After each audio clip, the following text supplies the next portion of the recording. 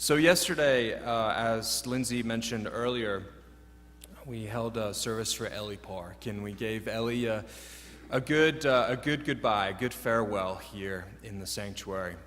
About 20 minutes before the service began, I was running around, as I often am 20 minutes before a service, and I came into the building through the tower entrance, and I had said hello to a bagpiper who was here for the service yesterday as I was walking through the doors. He was stood outside underneath the tower chandelier. And as I walked in, he began to play an old Scottish folk song, which is called "The Water is Wide." Some of you will know that tune. And some of you will know that tune as "The Water is Wide," but I know it as something else. There is a hymn by Hal Hobson called "The Gift of Love," which is about 1 Corinthians 13.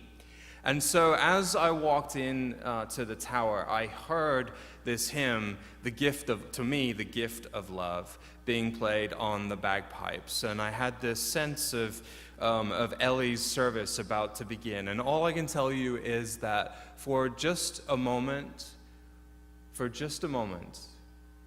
time and language just fell away.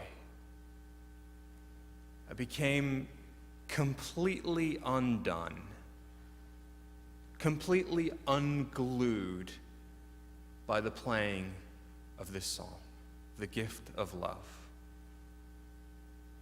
It all came together, a vision of gift of the day, of not being in charge and being perfectly okay with not being in charge, having a sense that it all comes down to life as gift, love as gift. And tears were rolling down my cheeks, and then I said, "You need to pull yourself together. You've got a job to do. Pull yourself together." So there it is. I'm going to talk about visions and dreams. I'm going to talk about mysticism today, and I know exactly what I'm doing. And by that I mean it's almost embarrassing, really. I'd be embarrassed for the person who was preaching the sermon that I am about to preach. Pull yourself together. In this day and age, to come to you with all that has happened and is happening in our world, to come to you today with a sermon title like this, on dreams. But I come to you this morning with having had a sense of being paralyzed, of having come undone at various stages in my life by a particular kind of joy that is difficult to describe as multifaceted, it being the territory of visions and dreams, it being the turf of both wakefulness and sleep. Such radiant joy, oneness, presence, also has intersected and does intersect with an echoing of Martin Luther King's statement that somehow the isness of our present nature is out of harmony with the eternal oughtness that forever confronts us. That is, that as uncomfortable as talking about dreams and visions might be for me and might be for us in our scientific, tangible, got to see it to believe it kind of society, it requires visions and dreams to speak to us, to pull us toward what we might believe is God's vision for our society in order to release us, to free us from the confines of the present moment. The biblical tradition is steeped in visions and dreams, and we might come to think it's just something for folks back then and there. That was something they believed in, a relic of an embarrassing religious history of spells, potions, anachronistic beliefs about medicine and culture, what some love to deride as belief in fairy tales. We're all done with that. But I argue simply that the biblical authors were just trying to say that if God is God, sometimes God needs things doing or things saying, and sometimes if God is God, God is going to make some sort of attempt to speak a message that needs speaking, or paint a picture that needs painting, or cast a vision that needs weaving when you're asleep. Because frankly, you and I might be either so overwhelmed or self-absorbed that you missed the flashing neon sign and the billboard and the guy on the train who was trying to tell you something, and when your spouse muttered something to you about priorities, and when you were just buried in work and felt like life was overtaking you. Well, then maybe if God needed a chat, it might need to happen at night when your eyes are closed. And that's all the Bible is trying to say about dreams. The Bible doesn't say if you dreamt it, it must be true, and it doesn't say that if you dreamt it, God must have said it. It doesn't mean if you had a vision for the future that you have the only vision for the future. The book of Jude is all about what it calls false teachers who are labeled dreamers, and not in a good way. The content of the character still matters, of course. Just because someone had a dream doesn't make it true or holy or moral. Just because someone had a dream, it doesn't make it virtuous. But because someone had a dream, it doesn't mean it isn't a window into a better or more beautiful future either. We heard in Acts today that Paul had a vision at night. Is this a dream? I don't really know. We made Maggie read all of those place names this morning. How kind of us, to describe all of the places that Paul didn't go to. All that's to say, given the location of these places in Turkey, is that Paul was looking at going left, but it didn't seem right. Then they were going to go to the right, but that didn't seem correct either. So they stayed on the path until they got the vision. The vision told Paul where he was most needed, where the intersection of his gifts and God's needs existed. If visions can come at night, and if Martin Luther King can say that he has a dream in broad daylight, night can become undone, and a few notes from a bagpiper playing a song from 500 years ago and a hymn tune about love, what are the definitions for visions and dreams and mysticism?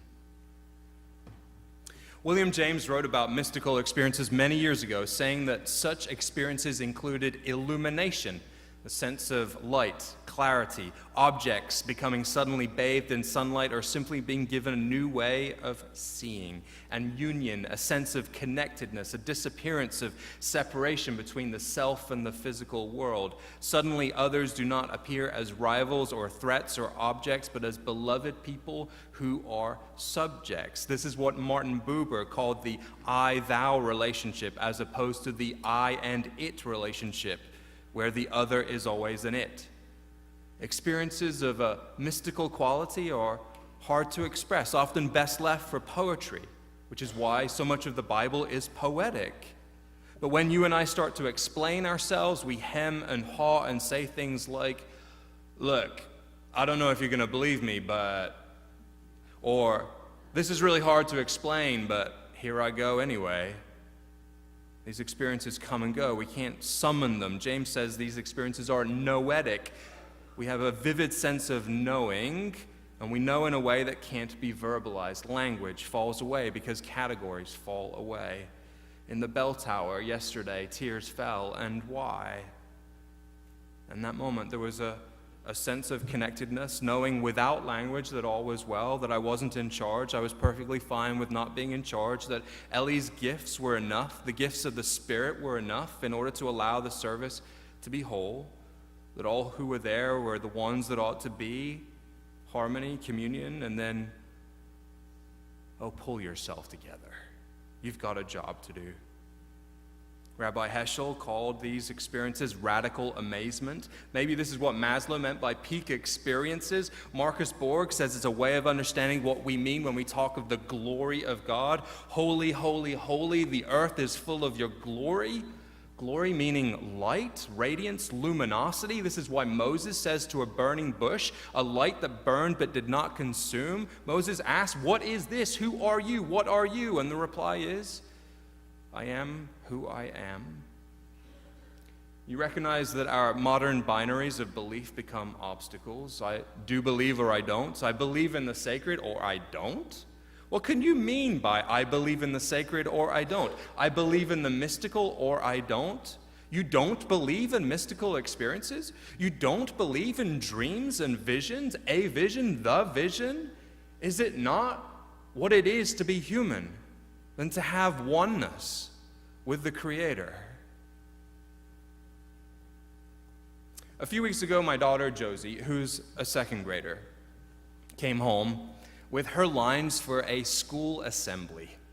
Each year at Northeast Elementary, the students offer an assembly about a country or a culture as a way of educating one another and their parents, and it's lovely. The parents come, they sit in the seats, they see their kids on stage. Each kid gets a turn at speaking into the microphone, and the parents come and ooh and ah over their little ones speaking their lines. It's fantastic. And this year, the students are doing an assembly about South Africa, and Josie had the whole script, and so I read through the lines of the whole assembly, and I had a bit of a problem.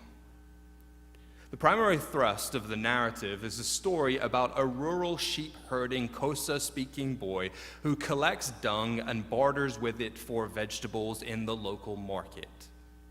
Even though this is the subject of the narrative, the lines suggest that people only speak English or Afrikaans in South Africa. South Africa actually has 11 official languages. The most widely spoken first language is Zulu. It's just that in commerce and education, English is often the primary language. But there was no mention of these other languages, and these other languages tend to be Black African languages. And I felt it was important to point this out. Why no mention of Zulu, I asked. Why must the story be about a dung-collecting herder, giving the impression to our kids that South Africa doesn't have modern infrastructure, a modern and sometimes innovative banking system, museums and universities, vibrant music and culture? The story couldn't have been about an aspirant jazz musician or entrepreneur or physics teacher. And so I was that guy. I guess it was my turn. Some of us Montclair parents have taken our turn at being that guy. It was my turn.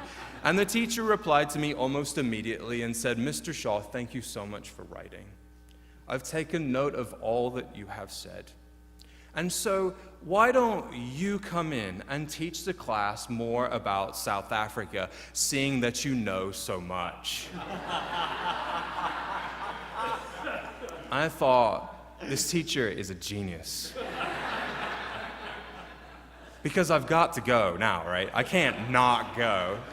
I'm going to lead this class, and I will think long and hard before I ever object to something like this again.